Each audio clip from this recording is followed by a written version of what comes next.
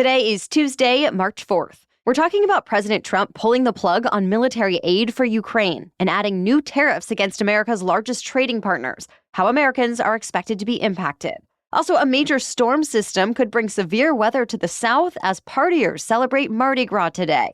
Plus, RFK Junior's response to a growing measles outbreak, the newest cabinet member with an unusual job ahead of her, and what's next for Serena Williams in the world of women's sports. Those stories and even more news coming up. Welcome to The Newsworthy. All the day's news in around 10 minutes. Fast, fair, fun, and on the go. I'm Erica Mandy. Thanks so much for being here. You ready? Let's do this. It seems last week's tense White House meeting was just the start of President Trump upending America's stance toward Ukraine. The U.S. is now pausing all military aid to the war-torn country. For now, the White House says it's just on hold while the U.S. reviews America's support. Though some news outlets cite official sources who went into more detail, saying Trump will need to believe Ukrainian President Zelensky is making a good effort toward peace negotiations with Russia before aid is restored. Remember, President Trump and Vice President J.D. Vance criticized Zelensky, saying he hasn't been grateful enough for America's help and should be more open to a diplomatic compromise with Russia. But Zelensky says Russia has proven it cannot be trusted, so he's pushed for security guarantees. As of early this morning, no comment from the Ukrainian government about this pause in aid from the U.S.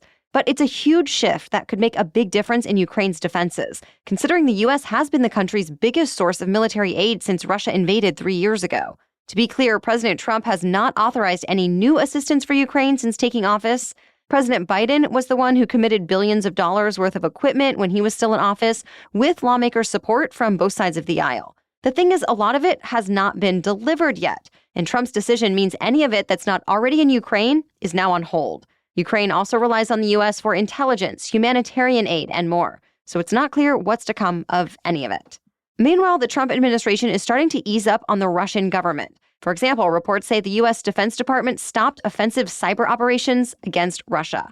Other reports say the White House is also drawing up a plan to give Russia sanctions relief. Critics see these as dangerous concessions that give Russia a free pass to take advantage of the U.S. and the rest of the Western world. But President Trump supporters say these moves are just part of a diplomatic strategy to get Russia to the negotiating table with Ukraine. So, stay tuned. President Trump has officially ended decades of free trade between the U.S. and its neighbors. New tariffs on Mexico and Canada took effect last night, and that means all imports from both countries are to be taxed at 25%. The only exception is Canadian energy products getting taxed at 10%. Canadian Prime Minister Justin Trudeau says his country will respond with tariffs on more than $100 billion in American goods. So far, no response from Mexico, but it is also expected to retaliate. The Trump administration added another 10% tariff to Chinese goods, too. And in return, China quickly added extra tariffs of up to 15% on certain American products. President Trump says all three countries have not done enough to keep drugs and migrants from coming into the U.S. illegally, and recent talks haven't made as much progress as Trump said he was hoping for. So now he says tariffs are the necessary next step. The president says his tariffs have already encouraged more American manufacturing, since companies like Apple, Honda, and the Taiwan Semiconductor Manufacturing Company have announced new investments here in the U.S. in recent weeks. But some economists still worry about a trade war, higher inflation, and supply chain issues because of these tariffs. In fact, some car makers have already said they're going to have to pass extra costs on to customers. Other products that are expected to get more expensive include Mexican tequila, beer, and avocados, along with Canadian crude oil and lumber. But Trump is not done threatening tariffs. He's now setting his sights on the European Union in an effort to tackle what he considers an unfair trade relationship. To be continued. President Trump is getting ready to address a joint session of Congress tonight. It's basically like a State of the Union address. It's just not called that because Trump was just sworn into office 6 weeks ago. Of course, Trump has a lot to talk about just from the past 6 weeks. There's the federal government overhaul, as well as America's changing position on the world stage, not to mention more than 70 executive orders addressing everything from immigration to trade to healthcare. The theme of this big speech is the renewal of the American dream. And on Truth Social yesterday, Trump said, quote, "Tomorrow night will be big. I will tell it like it is." You can watch the address on any major television network or online starting at 9 p.m. Eastern. After Trump's speech, the official Democratic response will come from Senator Elisa Slotkin. But even before Trump starts speaking, Democratic lawmakers plan to send a message. Party leaders have told members to bring guests who have been negatively impacted by the Trump administration. So many of them invited people who lost their jobs in mass firings. Republican lawmakers also have guest lists, but theirs seem to show support for the Trump administration's agenda. For example, one congresswoman is bringing former college swimmer Riley Gaines, who has advocated for keeping transgender athletes out of women's sports. Other Republicans have invited conservative media figures and key border officials. Millions of Americans are now in the path of a storm that's unusually powerful, even for March. As of this morning, it spans most of the middle of the country. In the south, the risk is thunderstorms that could bring powerful winds, hail, and tornadoes. In the north, it could set off blizzard conditions. One of the biggest concerns is for people celebrating Mardi Gras, since the storms are expected to hit the Gulf Coast this afternoon, right where the biggest parties are. So a lot of events were canceled. But in New Orleans, the show will go on? Probably. The city moved 2 of its most popular parades to earlier in the day and shortened their routes, hoping to avoid the worst of the severe weather. Then tomorrow, this storm system is set to reach the East Coast. So stay tuned. We have more news for you still ahead. But first, I want to take a moment to talk about today's sponsor. I am over the days of buying something super cheap to wear just once or twice, and then it either falls apart or it's just not trendy anymore. Now, I prefer quality, even a little luxury, though I still need it to be affordable. And that's where Quince comes in. Quince offers a range of high-quality items at prices within reach, like 100% Mongolian cashmere sweaters from just $50, washable silk tops and dresses, organic cotton sweaters, and 14-karat gold jewelry. The best part? All Quince items are priced 50 to 80% less than similar brands. By partnering directly with top factories, Quince cuts out the cost of the middleman and passes the savings on to us. And Quince only works with factories that use safe, ethical, and responsible manufacturing practices and premium fabrics and finishes. So I love that. My most recent get was a wool quarter zip pullover. I adore how soft and warm this sweater is, and I so appreciate that I can throw it on for a quick casual look or dress it up to be a bit more sophisticated. Give yourself the luxury you deserve with Quince. Go to quince.com/newsworthy for free shipping on your order and 365-day returns. That's QUINCE.com/newsworthy to get free shipping and 365-day returns. Quince.com/newsworthy. Now back to the news.